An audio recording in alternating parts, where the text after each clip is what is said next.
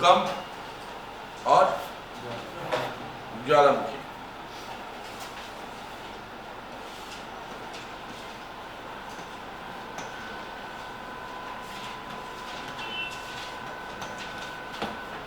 सौ 12 और 15 का एक सिद्धांत है जिसे कहते हैं कॉन्टिनेंटल शिफ्टिंग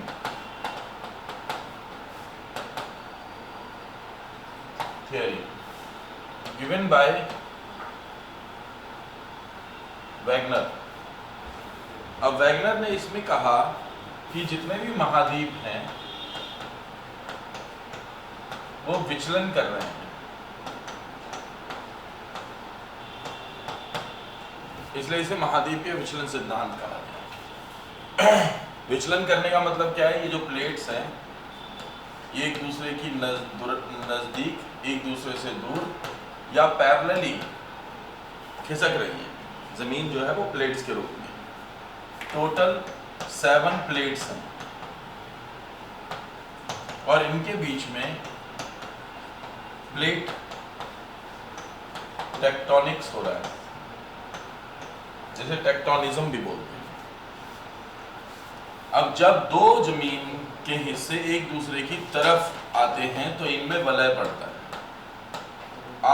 एक दूसरे की तरफ आती हुई जो प्लेट्स हैं इन्हें बोलते हैं अभिसारी प्लेट, यानी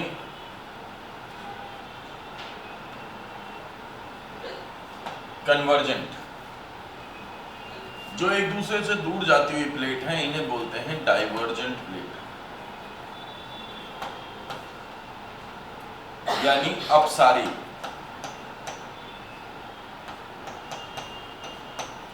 और एक दूसरे से दूर जाती हैं रूपांतरित होने के लिए या अविसारी प्लेट, अविसारी सीमा बोलते हैं इसे। तो ये प्लेट के टेक्टोनिक सिद्धांत हैं। प्लेट जब भी किसी एक प्लेट से, फॉर एग्जांपल मैं अगर इसको इस तरीके से समझाऊं कि एक प्लेट यहाँ पे है, एक यहाँ पे है, एक यहाँ पे है, एक यहाँ पे है। अगर ये प्लेट इस साइड जा रही है तो ये प्लेट जो दूसरी है इसके साथ तो यहाँ पे कौन सी सीमा होगी? अभिसारी, क्योंकि एक प्लेट इधर जा रही है और दूसरी इधर है। लेकिन वो दूसरी प्लेट से हो सकता है दूर जा रही हो, तो यहाँ पे कौन सी होगी? अपसारी। तो एक ही प्लेट के हिलने के कारण दो सीमाओं का निर्माण हो सकता है, एक होता है अपसारी और दूसरा होता है अभिसारी।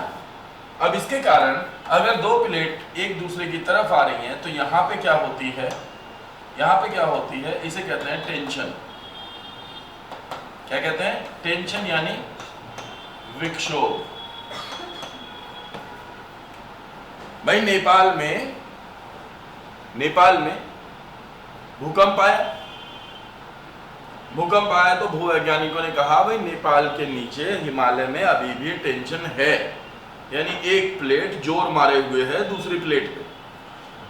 इसको बोलता है टेंशन। जैसे ये टेंशन रिलीज होगी तो प्लेट खिसकेगी, और जब प्लेट खिसकेगी तो वहां पे भूकंप आएगा।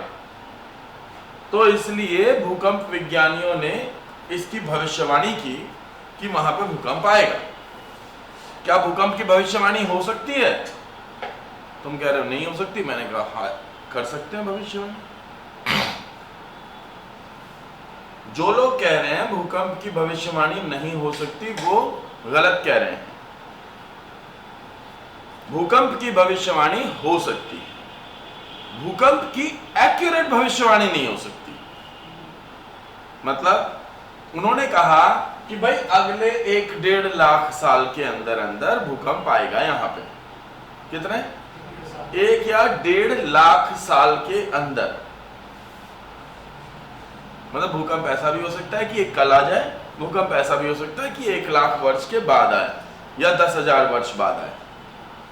क्योंकि ज्योग्राफी में आप इतना ज्यादा प्रेडिक्ट नहीं कर सकते कि बिल्कुल प्रिसाइजली उस पर्टिकुलर टाइम पे भूकंप आएगा, राइट? तो जब ये टेंशन रिलीज होती है, ये जो विक्षोभ होता है, ये जो टेंशन होती है, इसी टेंशन के कारण भूकंप आते हैं, राइट। अब भूकंप आते हैं तल के ऊपर और भूकंप आते हैं तल के नीचे। तो जमीन के ऊपर जो भूकंप आते हैं वो जमीन में परिवर्तन लाते हैं। जो भूकंप जमीन के नीचे आते हैं, यानी कि सागर में, अगर सागर में भूकंप आ रहा है तो वो क्या करता है? बिल्कुल सही जी, ऊंची ऊंची लहरें बना देता है। जैसे 2004 में भूकंप आया था सुमात्रा में और 2011 में आया था जापान में। जापान में जो भूकंप आया उसने 8 फुट हिला दिया था होन्शु द्वीप को। और जो 2004 में सुमात्रा में आया था उसका प्रभाव सबसे ज्यादा पड़ा भारत में नागपट्टनम पे। सुमात्रा कहां पे है? इंडोनेशिया में, तो सबसे ज्यादा वहीं प्रभाव पड़ा होगा जहां पे आया। ऊंची लहरों का निर्माण होता है लगभग 100 फीट तक, 100 फीट ऊंची लहरें। ये जो बिल्डिंग है ये 30 फुट की है, तो इस बिल्डिंग के ऊपर 2 और ऐसी बिल्डिंग लगा दो, इतनी ऊंची पानी की लहरें आएंगी। तो तुम्हें अगर लग रहा है कि तुम मजबूत आदमी हो तो जाओ सुनामी का सामना करने के लिए। अब ये जो भूकंप आ रहे हैं, इस भूकंप ज्ञान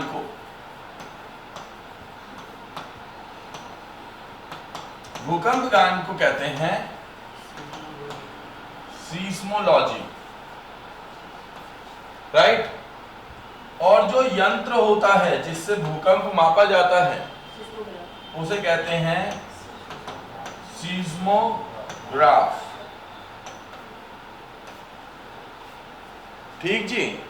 और अगर मानचित्र पर ऐसे क्षेत्रों को मिला दिया जाए जहां पे कि सेम रेंज के भूकंप आते हैं तो उसे कहते हैं आइसोसीस्मिक लाइंस। कौन सी? आइसोसीस्मिक लाइंस। क्लियर है? बोलो हाँ। वेरी। आगे बढ़े।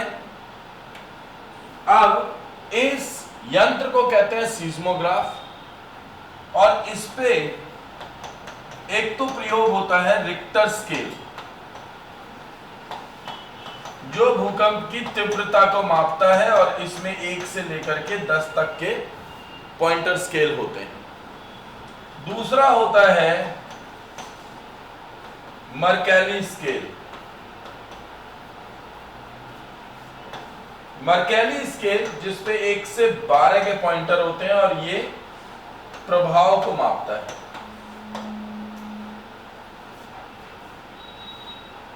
यानी कितना प्रभाव पड़ रहा है किस जगह पर इस भूकंप का। मर्कैली स्केल मापता है प्रभाव को, कि इसका जो इस भूकंप का क्या प्रभाव पड़ेगा। 1 से 12 तक के स्केल होते हैं और ये मापता है 1 से 10 तक के स्केल होते हैं और ये मापता है किसको? तीव्रता को। तो जो सीस्मोग्राफ है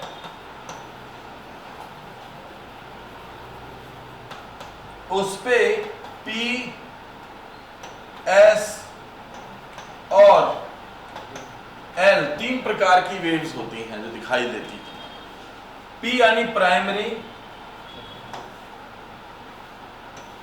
अगर ट्रेवल करने की दूरी के आधार पर देखा जाए तो सबसे धीमी होती है एल, उससे ज्यादा दूर तक जाती हैं एस, सबसे ज्यादा दूर तक ट्रेवल कर सकती हैं पी, क्योंकि पी जो होती है सोना सेठ,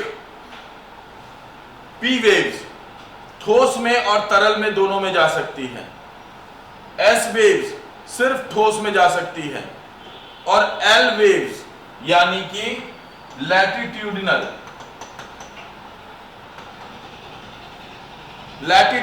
का मतलब क्या होता है? जो सतह पे चलती हैं। ठीक है। जमीन के नीचे जहां पे भूकंप आते हैं उसे कहते हैं केंद्र, यानी सेंटर। सिंपल। ये जो ये है ये ट्रांसफॉर्म करेंगे और ये कहां पे महसूस होंगी? पृथ्वी की सतह पर कहीं पे महसूस होंगी। इसे कहते हैं अधिकेंद्र या उत्केंद्र। क्या कहते हैं? अधिकेंद्र या उत्केंद्र। क्लियर है? इंग्लिश में एक ही वर्ड याद करिएगा, एपिसेंटर। हाँ जी। अब ये सारी घटना हो क्यों रही है? क्योंकि पृथ्वी के अंदर और ऊपर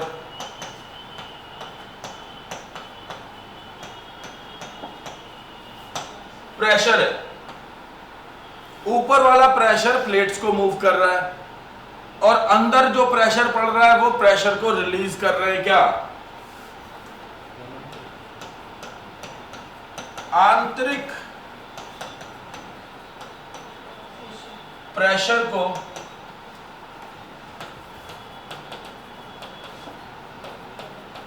ज्वालामुखी रिलीज कर देते हैं। आंतरिक जो प्रेशर होता है पृथ्वी के अंदर उसको ज्वालामुखी रिलीज कर देते हैं। तो ज्वालामुखी जब उस प्रेशर को रिलीज करते हैं, इसीलिए ज्वालामुखी को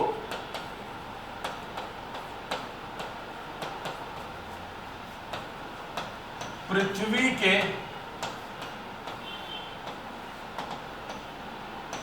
सेफ्टी वाल्व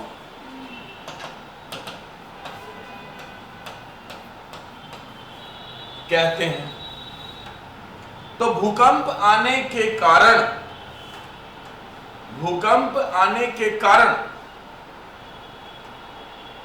जब भूकंप किसी जगह पे आते हैं तो उससे सुनामी का निर्माण होता है।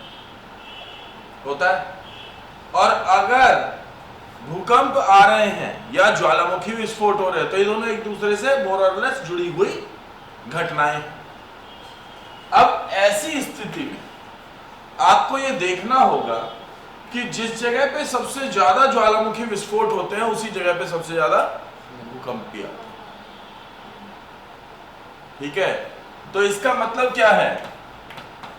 इसका मतलब है जापान,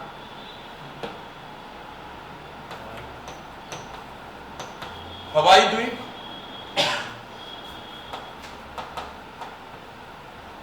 नॉर्थ अमेरिका, चिली और इक्वेडोर, इनमें ज्यादातर ज्वालामुखी विस्फोट हो रहे हैं, यानी सक्रिय ज्वालामुखी हैं। इन सब के बीच में क्या है? पैसिफिक। याद रखना, प्रशांत महासागर के चारों तरफ 452 सक्रिय यानी कि एक्टिव ज्वालामुखी है। कितने? इसलिए इसे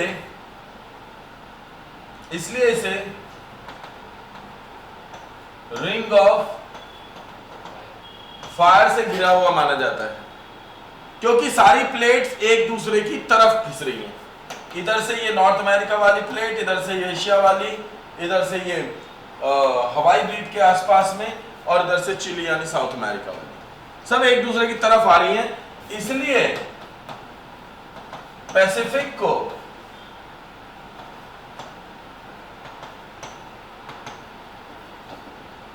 वैनिशिंग ओशन भी कहते हैं। क्या कहते हैं? समाप्त होता हुआ महाद्वीप। क्लियर? अब कुछ एक ज्वालामुखियों के बारे में समझ लीजिए कि ऑस्ट्रेलिया में कोई ज्वालामुखी नहीं है, ऑस्ट्रेलिया में भूकंप भी नहीं आते, यूरोप में इटली में सबसे ज्यादा भूकंप आते हैं, और इटली में आपको याद रखना है एटना, इटली से एटना याद रखो, और स्ट्रैम्बोली, स्ट्रैम्बोली जिसे लाइट हाउस ऑफ मेडिटेरेनियन यानी कि भूमध्य सागर का प्रकाश स्तंभ कहा जाता है, और माउंट एटना जो कि जब तक फूटता ही रहता है, राइट। एशिया में जापान में सबसे ज्यादा आते हैं, और यूएस में हवाई में सबसे ज्यादा आते हैं। दक्षिण अमेरिका में इक्वेडोर वो जगह है जहां पे सबसे ज्यादा ज्वालामुखियों का विस्फोट होता है।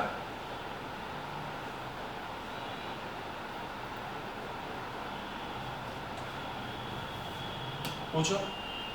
ऑस्ट्रेलिया पूरा द्वीप पे है या वो महाद्वीप है या खाली ऑस्ट्रेलिया?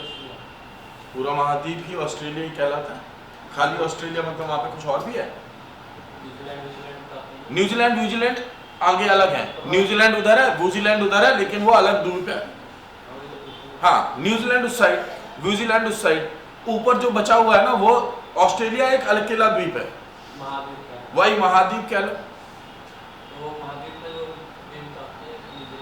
ना। न्यूजीलैंड अलग द्वीप है, महाद्वीप के जो महाद्वीप में ना है, ऑस्ट्रेलिया महाद्वीप में ना है।